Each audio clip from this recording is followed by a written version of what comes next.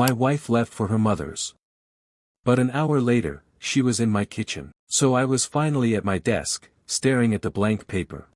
Eddie had been pestering me every single day for part 2 of that ghost story I wrote for his publication. I told him that I was working on it. Of course, I'd been lying.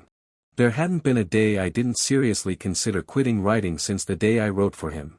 Tiring work, endless deadlines, and articles you don't even want to write, but have to, for the sake of engagement. And then the story you put your heart into doesn't even get noticed, and the publication decides to drop it. This isn't what I wanted to do as a writer. Anyway, now that Jessica's at her mother's, I could finally work on the story. So here I was, trying to think of something to write. My chain of thought was broken by a shrill creak from the kitchen. I glanced toward the hallway, unsure. The house was supposed to be empty. Jessica had left an hour ago. I dropped her off myself. I sighed, pushing my chair back. What now? Can I ever get a break? As I reached the kitchen doorway, I stopped. I saw a woman with her back turned to me. I froze. My mouth went dry. Jessica. She didn't turn. But you'd already left, I said. What are you doing here? I'm doing the dishes, dear. I just ate a custard tart. Still her back toward me. But. I dropped you off. I took a cab back home. I felt like having a custard tart. Aren't you going to miss your train? A pause. Hey Alan, don't you want a custard tart? What's she up to? She'd been wanting to visit her mother for the past 6 months. And now, she comes back. For a custard tart. Tell me, Jess, are you okay? She giggled. Why yes, dear. You want this? It's delicious. No, I'm alright. And I think you should leave. Your mom must be waiting.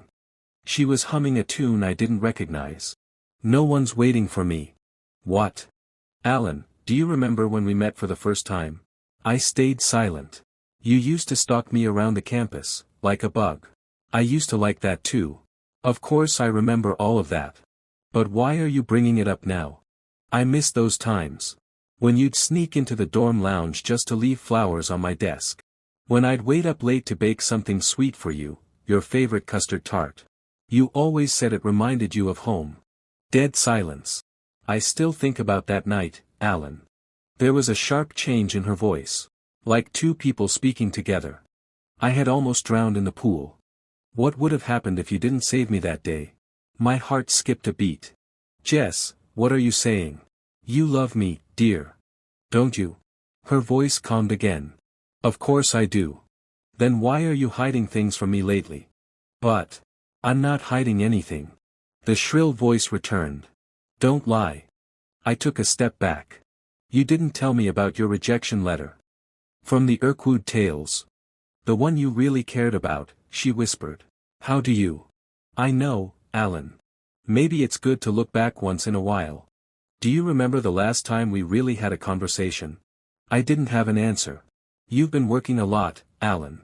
Take some rest. Here, eat something sweet. She turned, just a little. Enough for a glimpse of her face. Almost Jessica. But off. Her skin pale, like she'd been sitting in the fridge beside that custard tart. Jess, look at me. I'm looking at you. But she was still turned away. I took a breath. She whispered now, almost singing. Don't you want to taste it? It's your favorite. My phone rang, asterisk asterisk, sudden. Sharp. I nearly dropped it pulling it from my pocket. I froze, looking at the number. She tilted her head. Take it, dear. Sounds like someone who cares about you. I picked up the call. Hello. Her voice was cheery, warm, and distant.